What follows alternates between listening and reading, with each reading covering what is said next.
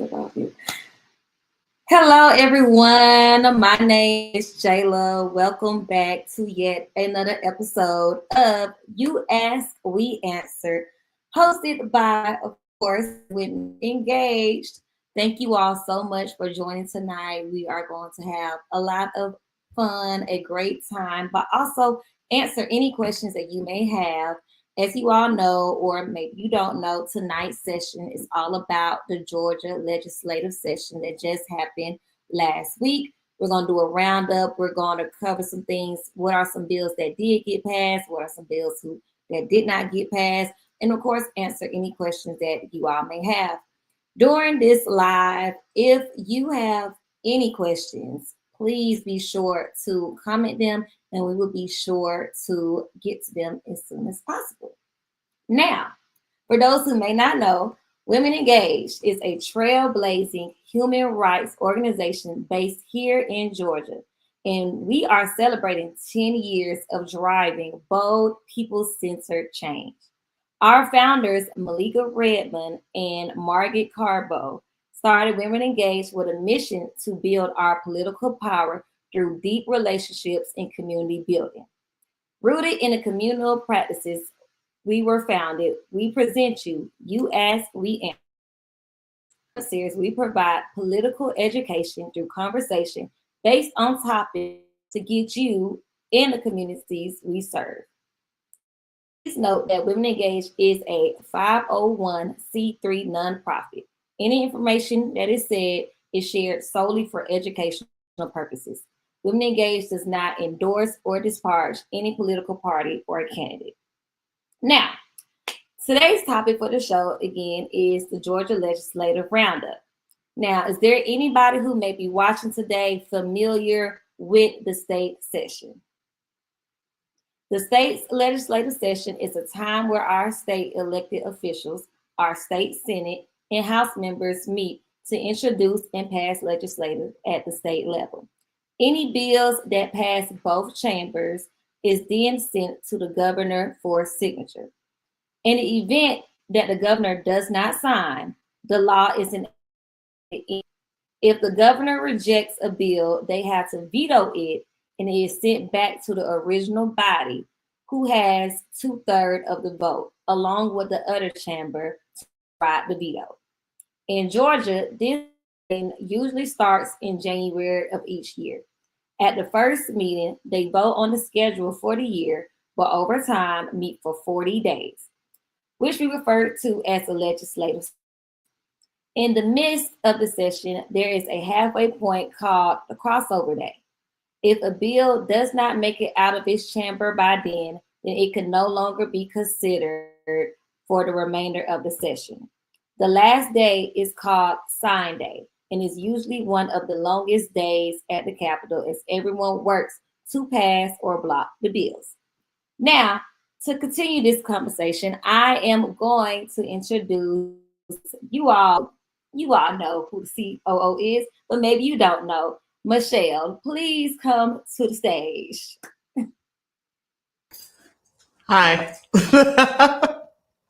Oh my God. How's it going? I'm good. How are you doing? No, I'm hanging in there. Hanging in there. Oh my gosh, so are you excited today? What are some things about today's session or the legislative session that you're excited to talk about and educate the community on? I mean, I'll say this year has just been so eventful, like politically. And I think a lot of us have been looking at the White House. So a lot of things happened in the state legislature. Some good, a lot of not so good, but there are some opportunities. So I'll give that.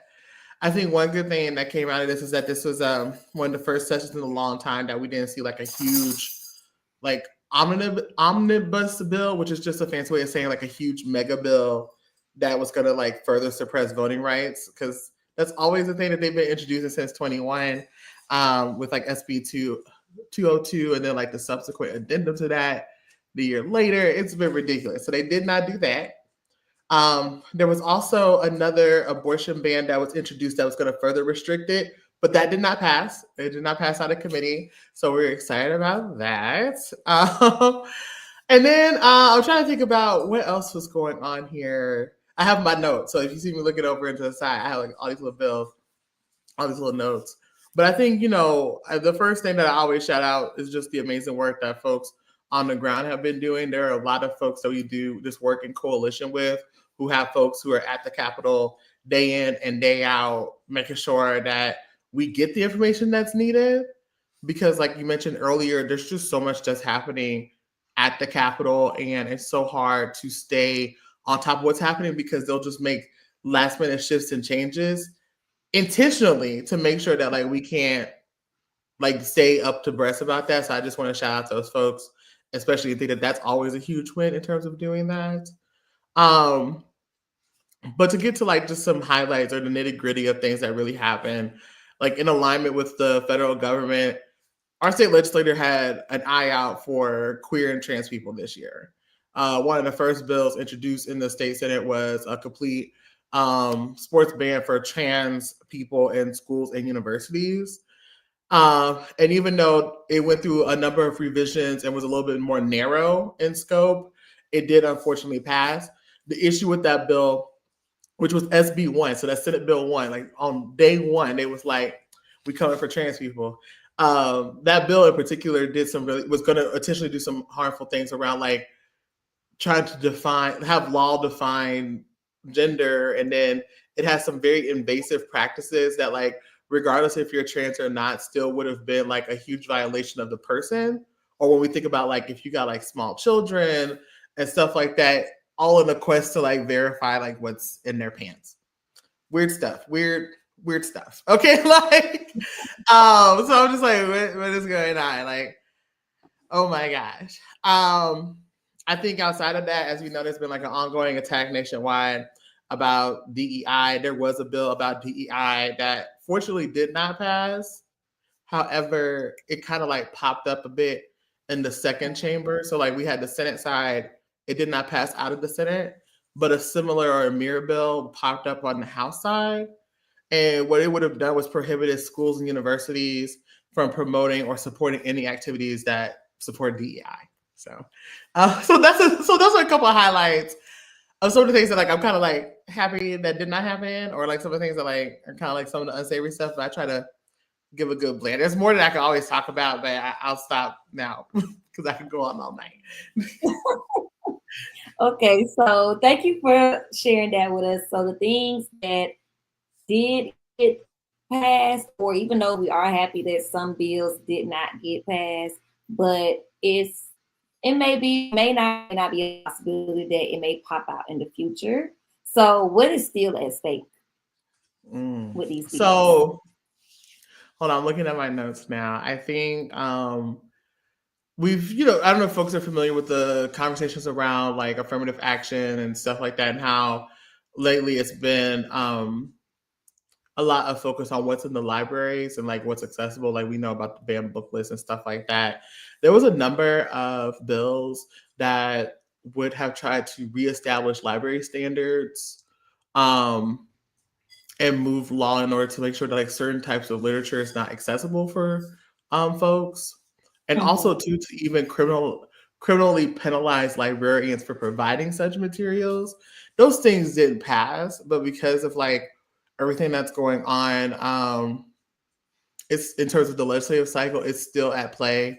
I don't think you mentioned this before, but like because we're on a 2-year cycle, this was the first year of the 2-year cycle for the legislature. So like for bills that were introduced this year but may not necessarily have passed through by sign die, it means that they're still active. That means that they could, if they wanted to, start up session next year and then just immediately vote on it versus having to like reintroduce the bill, go through that process, go through committee and do all that stuff again.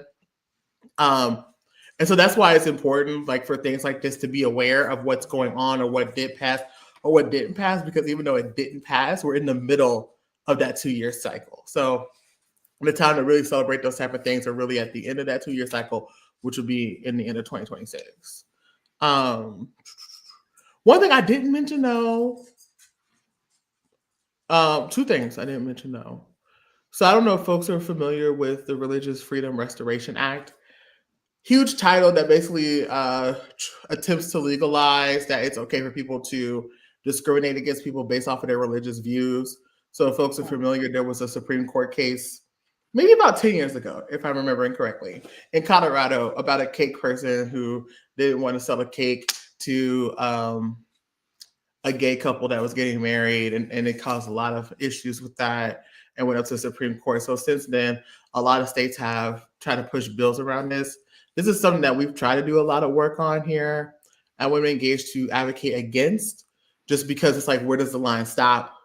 We know in this country in particular, people have used the umbrella of religion to not only discriminate against like things as like cakes, but also discriminate against people to providing like saving, like life-saving procedures like healthcare services and other things of that nature. So we're looking to see where the line is drawn with that. And then lastly, there was a bill, and I said there wasn't a huge omnibus bill, but there was one bill in terms of voting rights that was introduced that would have undid our entire system here in Georgia. So as we know, you go in, you go to the little machine, you put in your card and do all that. They wanted us to revert back to paper ballots, which would have been a problem for a number of reasons. And that's because one, there's just too much room for error. You tell somebody to fill in a bubble. Some people put it in an X, some people fill it in, some people put a check mark. And then it also doesn't help for people who have disabilities, even though they try to say that there were measures for disabled people to use a machine. But then at that point, it just targets disabled people because only disabled people would be the ones voting, so you would know. So it was a lot going on there, but luckily it did not pass. So I forgot to mention that. But that's not to say that, I bring these up just because these are examples of how our state legislative body is really in alignment, right, with what's going on with the federal administration in terms of these things, because that bill is birthed out of people who still have questions about the integrity of our election system. We're still dealing with this thing where people are really trying to commandeer the government for things that are just really inconsistent with the needs of community members and with the values and principles that folks really, care about. Okay. So, I want to reverse right quick. You said, so even though these did not get passed, next year, if they are brought up, they could just vote on it. Like, it doesn't have to go through any process. It's kind of Yeah, it's kind of like it already technically went through its process this year, right? Like this session. So when they start up session next year, it's just like pressing play again versus redoing it. Whereas in the past, and this was probably like, they enacted this 2-year session thing, I'm trying to remember. It's not that far back though, because it was enacted sometime when I was with Women Engaged. This is gonna be my 8th year. So maybe 6-7 years ago. So this is not an old system, but it's a relatively new one. But it's to enable them so then that way they don't have to continuously reintroduce a bill every single session. So since they introduced the bill now it's like, okay, it's there. And for next year, when they go into the full legislative body and they're on the floor and they're voting on bills, that could just be on the docket. It depends on the rules committee or it's the apportionment. One of those lower committees on if it gets on the agenda for voting that day. So, is there anything that we can do now about these harmful bills or to prevent it from being, introduced or pushed through the next go round? Is there anything we could do now about these? So there's a couple things that we do. So for bills that have technically passed this session, it's never too late to still voice your concerns or your dissent about these things, or even your support for any of the positive bills that did pass, by contacting the governor's office directly. So just because a bill is passed, it doesn't mean that it's been enacted yet. It's been what they call engrossed, which is kind of like in process. I think you might have mentioned before too, the governor can then decide if they're going to sign it or not. If they don't, it automatically goes in. But if they actively veto it, then it goes back to the legislative body. I highly doubt that that's going to happen, that they will do that the governor will veto these things, but it doesn't hurt for folks to continue to voice their concerns because it helps in the long game. which is making sure that they hear that voters and constituents are unhappy with the actions that are taking place, and it can actually shape a lot of our political atmosphere. And that's stuff that we can do like literally like today, right now. Whether it's like we talked before, you can write a letter, you can write an email, you can send a TikTok, you can send a tweet, you could do whatever you need to do to get in contact with the governor's office. But I would definitely suggest doing that in order to talk about that. And I think I'll say, and I was talking about this recently with a group of people, is that like there's a lot of bill numbers, y'all. And sometimes I get overwhelmed or I get confused even myself because it's like hundreds of bills and resolutions and it's hard to keep up with it. You don't have to know the exact bill number to talk to them. You can literally just talk about the issues that matter most to you. So it's like in the case of the religious freedom one, if you believe that people shouldn't be discriminating against people because of their religion to provide services, you could just say that. Like there's no need to feel like you need to know these bill numbers.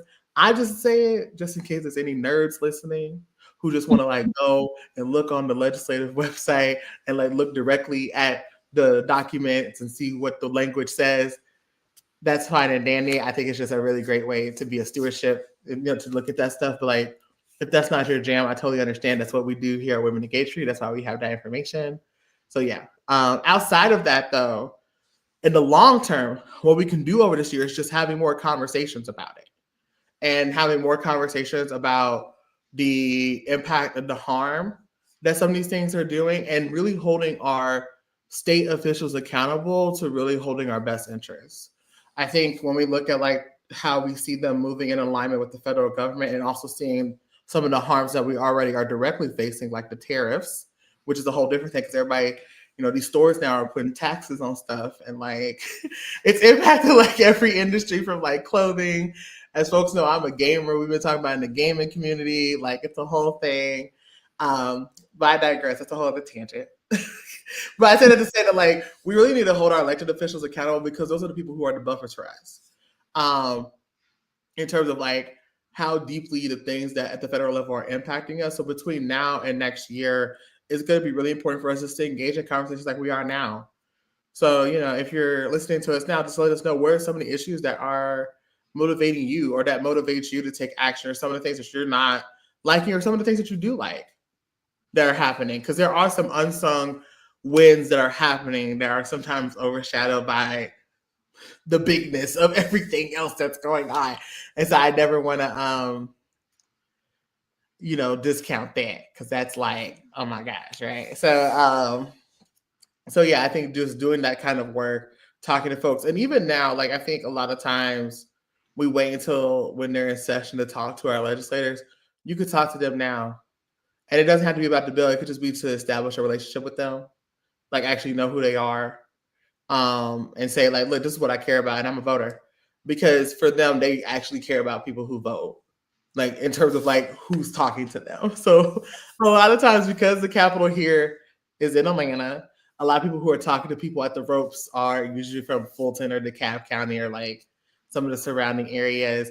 And some of these legislators who stay a little further out are like, whether you live like in Dougherty County, because if you don't live there, I don't want to hear from you. Like, it's just like just being very open. They'll just be very open about it because they're very clear about who they are trying to represent. So that's why, it's important for us to really think about how we're engaging with them, make sure we're establishing those relationships beforehand, because these legislators carry that with them. Because during session, sometimes it's just so hard to talk to them directly. So that's some of the things that I would say to do right now. I know it sounds like a little bit like a broken record, like Michelle always coming in here talking about talking to somebody. But yes, like, you gotta do sometimes. You gotta do what you gotta do. That's all I got. Yeah, do what you gotta do. So speaking of talking to these people, I will say I know it's very easy to, when we see some of these bills that are passed, that want to get passed, it's really easy to get defensive. It's easy to get mad, have anger, just want to just feel negative feelings. But do you have any tips on how to take proactive measures without being so defensive? Because sometimes when you approach something in like an elevated manner, then maybe that person that you're talking to won't necessarily hear you out because of your tone, because of your language. So, do you have any tips on how to be proactive, not being so defensive, but still being firm and getting your point across? Oh yeah.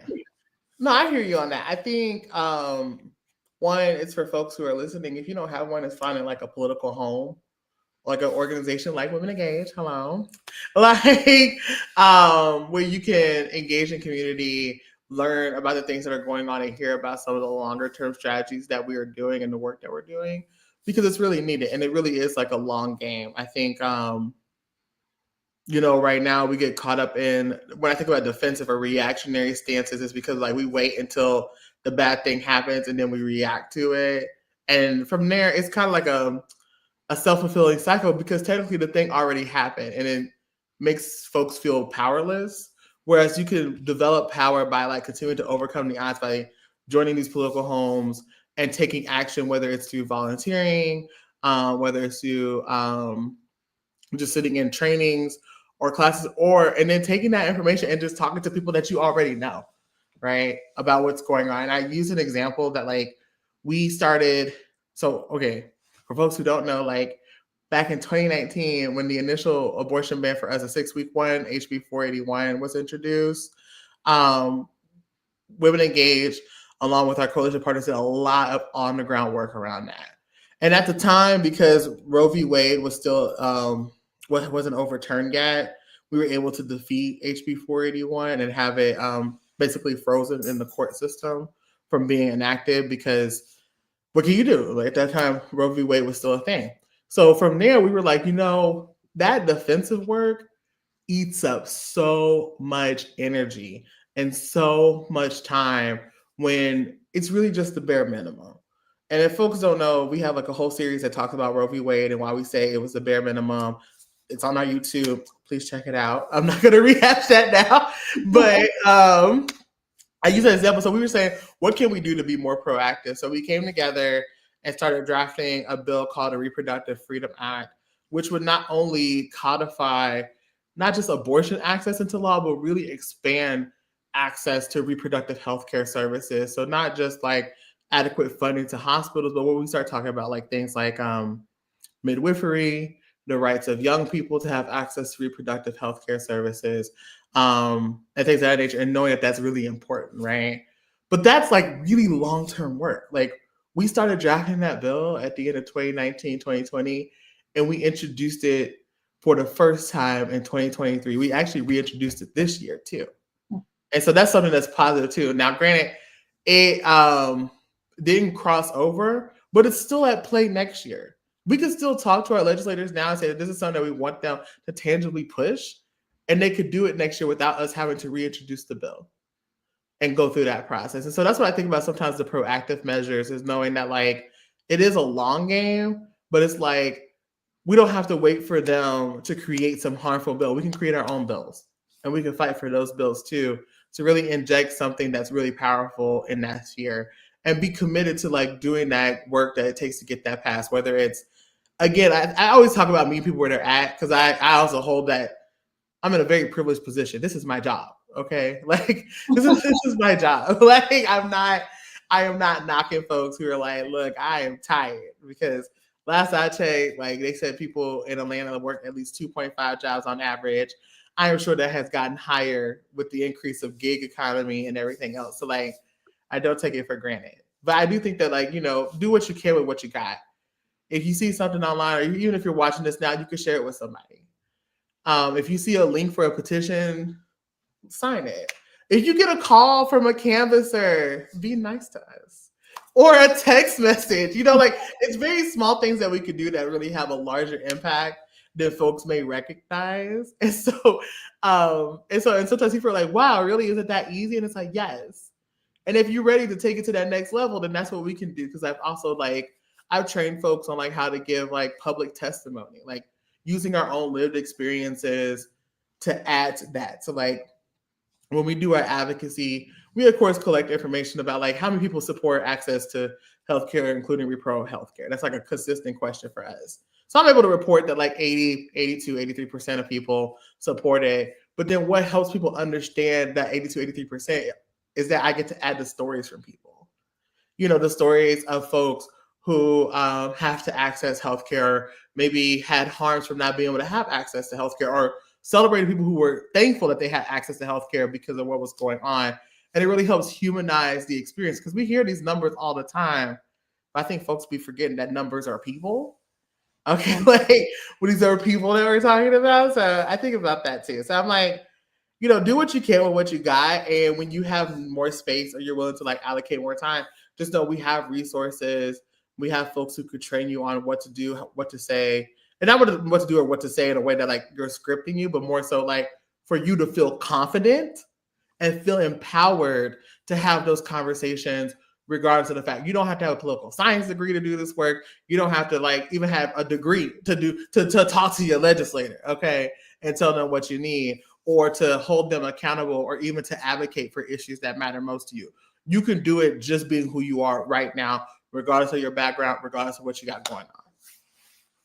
That is true. You are absolutely correct. It really does all start with a conversation. It doesn't have to be long, drawn out. Don't have to use these big vocabulary words. It just start with a conversation, because you just never know that the person that you bring it up to, they could literally have no idea what's going on. And it could surprise you and pick more of the topic, ask you questions for more information. Next thing you know, they're doing their research and they're spreading the word. So I love that you said that, because it really does just start with one simple conversation. You just never know. You don't know. I think that's a joy for me too, because it's like I was on a panel earlier this week, and somebody was like, "How do you do this?" And like talking to people, and you have to say all these things. And I said, "Well, first of all, I don't say all the things, Like Right. when I use for the example when we do voter registration, and I said like sometimes we be out here on this bus stop, and I'll be like, "Hey, you registered to vote?" And then somebody will be like, I don't know. Then they'll start going on a tangent about like voting in general, or whatever. I'm like, hey. My only job today is get you registered to vote. Right.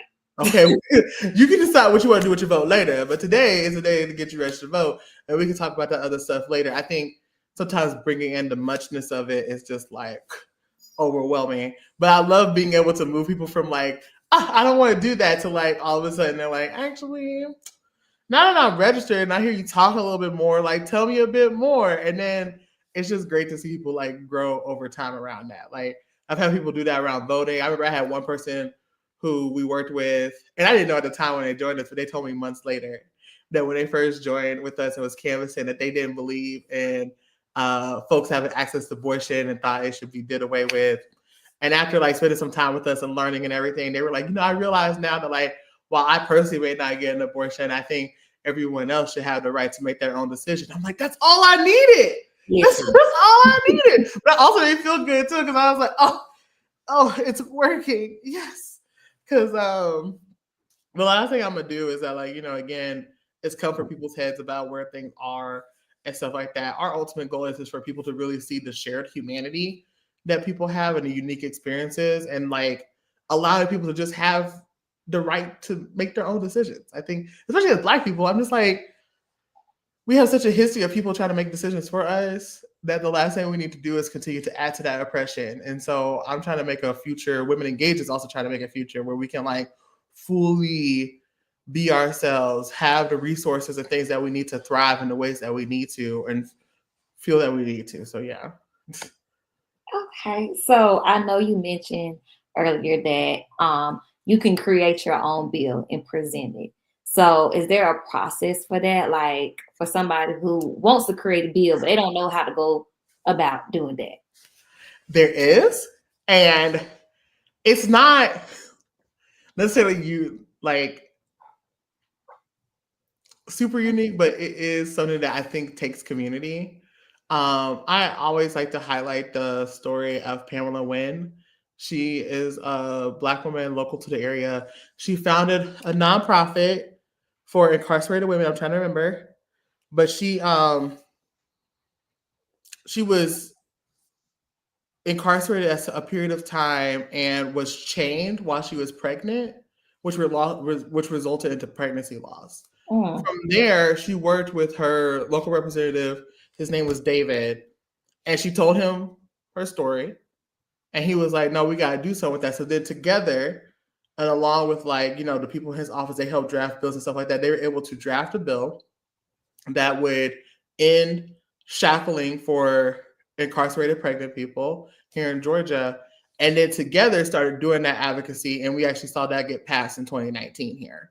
And so that's why I always talk to people about like talking to your legislators, because oftentimes they want to hear from you. Like they want to pass legislations about things that are going on. And so I think that it's like, it seems daunting when it's like we can create a bill ourselves, because it's like, I will say there is like a bit of a, what is it? I don't know what the word is, but like there is like some type of process format that a bill has to be in, I guess, like the formatting itself. But there are people who will do that, whereas we just need to get clear about like, what is it that we need and the things that we want, and then you can leave that to them to do, because that's what they get paid to do. And I think that that's the difference is for me when I see it, that like it's not necessarily on us to have to create the bill per se, in terms of like us as individuals, okay? Like, but that's like it's all the people who get paid to do that, Like it's not usual for like other organizations like our organization or others to help draft policies and bills where we create the language and stuff. But when it comes to the actual bill drafting policy, that's what the people in those offices get paid to do. And that's when we talk about the accountability. It's like oftentimes we hear them talking about this stuff. It's like, no, hold them accountable. Draft that bill. You can say that too. You can say your issue and just be like, draft that bill at the end of it. Like hashtag draft that bill. Okay. and pass it. Because that's what and you do it need. now. I'm just saying, don't say do it now, but What I know. You know what I mean? Like it's like, wait. And then I think, but this did bring up something to me, and I don't know if we talked about it, but like just a quick thing, because I ran into this before too recently, the difference between a bill and a resolution. A bill is something that can like be enacted, usually has like a financial component to it, things of that nature. Around like resolutions, they are things that they're not necessarily theoretical, but they're more like to make a statement, or sometimes can lead to like the creation of like study committees or things of that nature, things that are kind of like still being worked on. So like, for example, there was a bill introduced, it didn't pass, that was going to be a study committee on what election processes could look like and how they could be funded here in Georgia. That's a good bill to have, because we want to, let's talk about how we could increase funding, right? Or like how we can make the process better. But that's a resolution versus like a bill, like how I mentioned, like a SB1 with the trans ban, or like the Reproductive Freedom Act. Not the Reproductive Freedom Act is a bill, but the Religious Freedom Restoration Act. Too many R's, y'all. Religious Freedom Restoration Act, which is also known as RFRA. And if you ever hear people say RFRA, that's what they're talking about. Like those are bills that could be enacted and change like policy statutes and stuff like that. So I just wanted to provide that distinction just in case. Okay, so how can people get involved at the Capitol, and what keeps women engaged? What do we do to help these people get involved at the Capitol? So if you want to go as a person, you do need an ID to go into the Capitol physically. So that means that like if you're trying to just, literally roll up and say, hey, that's what it takes. Or if you're coming there for a minute, you do need to have an ID. If you don't have an ID, you cannot go into the Capitol building. It's unfortunate that that's the case, but that's currently the policies that we're working with. But outside of that, and also outside of sessions, you can still, again, contact them, maybe ask them for a cup of coffee, maybe go to candidate or elected official events that are happening outside of the Capitol. Those are great resources to do too. And then also things that happen more so on your time versus their time. Because like I mentioned earlier, trying to go to the Capitol and legislative session is just so much. I know I'm a girl who gets overstimulated very quickly, and the Capitol is just, it stresses me out. So I will say that. But it does, I will say, if you haven't been before and you have the ability to do, it is a good experience to have. And it also feels very empowering, because when you do go in, let's say it's a legislative day when they're on the floor, you can call your legislator to the ropes. And I say the ropes, but it is a literal rope. Think about those fancy red velvet ropes that you have. And they have a page. A page is usually a young person. They usually have like young people from schools come, and you'll be like, "Hey, I want to talk to this legislator." They'll go out to the floor, get that legislator, pull them in, and you can talk directly to them in real time about what's going on and bills that matter to you. It's a really exciting time. It's like the energy's there. You hear a lot of people talking to their legislators. Like it's a lot of energy there. So that's one way that folks can get involved in that way. But if the Capitol is a little bit too far for you, or it's just inaccessible, you again contact those legislators. You can get also in contact with organizations like ours, and others who do virtual or digital outreach. Like last week, that was last week. That's crazy. Okay, I just thought about that. I was like, wow. Like last Tuesday, we had was it? No, it was April 1st. Yeah, it was last Tuesday. Okay. Yeah, my concept of day and time is so off. But last Tuesday, we had our virtual soapbox event. We usually host this annually during legislative session as an opportunity to platform folks who may not be able to get to the Capitol, whether it's because of distance or maybe because you just can't call off from work, or you got children to care for. Like who knows what the reason is, but that's another way to get involved as well. I think we also think about like writing letters, postcards, things of that nature are other ways that you can get there. And then I think, again, it's just maximizing the need for getting into a political home. I know a number of organizations are doing work on the ground in rural areas, knocking doors, doing those things. And I think having some organization that you're tied to is really helpful, because doing this work as an individual is something that I would not suggest. We do this work in community because it's communal work. Like, I mean, it's literally the government that offers public services. So while sometimes we feel called to that, we could just do things because like we feel like, yeah, that's that hyper individualism that I'm asking people to just like let go of. So like, if you really want to get involved, I would say connecting with folks who are doing this work to really help you and like build up those confidence is like my number one way to get involved. But if you just feeling so passionate, I kind of outlined the process of how you want to get to the Capitol and get up there. So yeah. Okay. Well, thank you so much for that, because every time we do this, it's like I know exactly what we're gonna talk about, but each time, no matter how many talking points I have, I always learn something new. So it's just very, very refreshing. And I know if I learn something new, then the people that are watching is learning something new too. So yay. I love it. I love it. I love it. So as is tradition, the show always ends with the topic of care, because hello, if you don't take care of yourself, who's gonna take care of you? And asking how we are sustaining ourselves in these times. It was important in 2020, and it's definitely important now, considering we get new breaking news every 5 minutes. So with that being said, what are some ways that you are taking care of yourself in this day and age? I'm just trying to drink my water and take my vitamins. So that's what I got. That's what I got this week. Just trying to drink my water and take my vitamins. That's yeah. fair.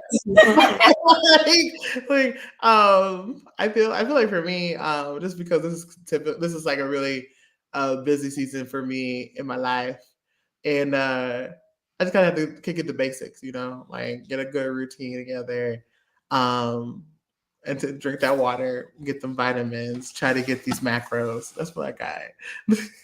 What about you? I would say, well, now that it's finally springtime, it's not that cold, even though it has been cold this week. I don't know what that's about, but definitely soaking in, making sure I get some natural vitamin D and some sunlight, because I just feel like good weather, when you're out in good weather, having a good time, whether that's somewhere, I don't know, on the belt line, on the patio, on the rooftop, anywhere, you're gonna feel good. So definitely getting outside, going to fair, and just laughing more. I know last time I said watching Medea clips, that still stands. I feel that. I feel that. I swear, like Medea stuff, not Medea, but like I keep saying Medea.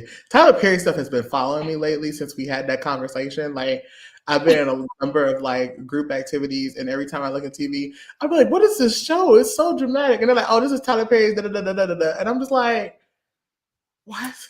This is Yeah, stressing me out. Like I gotta a lot go. of new stuff dropped recently. Yeah, just the Medea, just the Medea stuff. If it's not Medea, I don't know how y'all do it, but I'm glad that y'all have something that works for y'all who like Tyler Perry stuff because that's stressing me out. I was like, oh my gosh. that But and Abbott Elementary. Abbott Elementary keeps me pushing every week, so I definitely gotta shout that's them still on my list. That's on my backlog to watch. I gotta out. get into it. It is definitely lighthearted. You need to laugh. It's not serious. No episode is serious. So I feel like a lot of TV shows they always have a very serious show. Not Abbott Elementary. They're not gonna touch that. It's too serious. And if they do, it's very light. So I love them. Yeah. And That then was dope. what was it? Before I sign off, I think just for us, when I think about some of the other ways people can get involved, there's three things that we have kind of coming up at Women Engage. One is that, of course, we talked about this last time. We're still hiring for canvassers. The pay starts at $21 an hour. And our first campaign is in 2 weeks. So for folks who are listening, make sure to check out our website, womenengage.org/careers. You can apply today. It's a really exciting time. We're looking to get up to a team of about 5 people. Also, of course, I mentioned before, we're always looking for volunteers. But last but not least, we're also looking for new board members. We're trying to build a multi-generational board. So looking for people who are as young as like 18, 19, 20, 21 years old and upwards who are really committed to doing this work, who are really committed to working in partnership with our leadership team to actualizing the mission and vision that Malika and Margaret set out for us. That means that you're like a connector. You're willing to connect us, help the organization grow its networks and things of that nature. And we find that for our board members, it is a volunteer board, so it is also a volunteer position, but it's one that serves 2-year terms.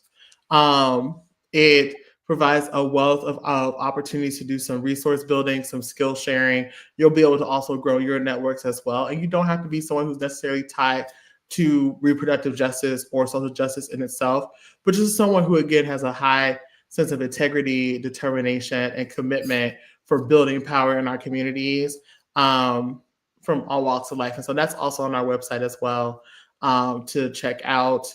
But those are the three things I wanted to share just in terms of like some of the ways that folks can immediately get involved with us as we do this work. And so it's been great to be on here with you this week. Yes, it has. And before we close out, I do want to let everybody know that our next episode date is already set. So please, please mark your calendars, set your alarms, set your notifications. The next episode of You Ask, We Answer will be on Thursday, May 29th at 7 p.m., as it always is. Again, thank you all so, so much for tuning in, and we will see you all next month. Bye bye.